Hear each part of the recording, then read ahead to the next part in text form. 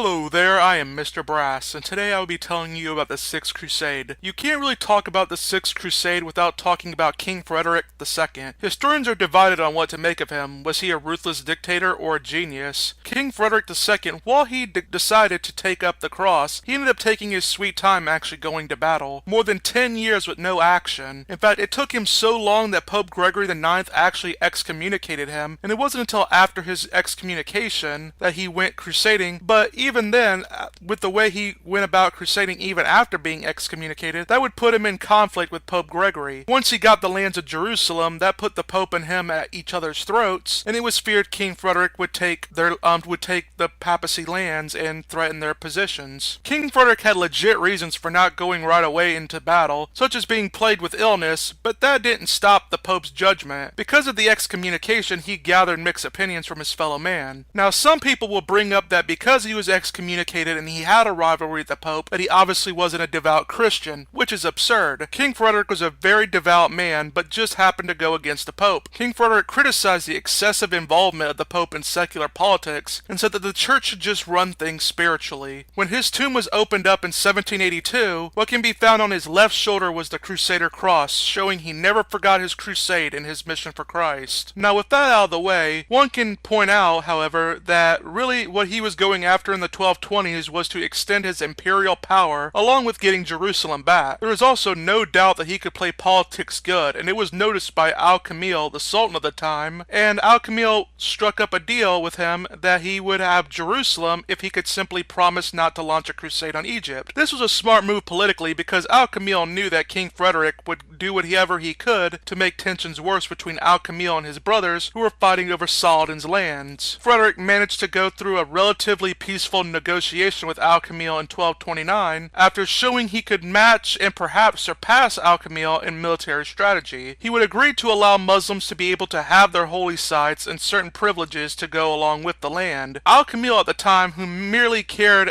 more about trading relations with Christians than waging a bloody jihad war, was pretty good with these conditions. The treaty would end a decade later though, and Muslims would regain control of the land. Al-Kamil would initially take a political hit for conceding the lands to the Christians, but Al-Kamil just assured that he would just clear them out once the truce ended. A lot of the conflict with King Frederick and Pope Gregory IX was political, and it was recognized as such in Europe. There is much merit to the idea that it was political because the Pope felt that the union of the Holy Roman Empire with the Kingdom of Sicily was unacceptable, as it seemed to put the papacy at an inferior role. Now, funny enough, while there was this conflict, most of King Frederick throughout his entire career tried to compromise with the Pope and did not defy his place at the head of the church. Well, that is all for today. See you in the next installment where we'll be talking about the Seventh Crusade. This is Mr. Brass saying goodbye and get wise.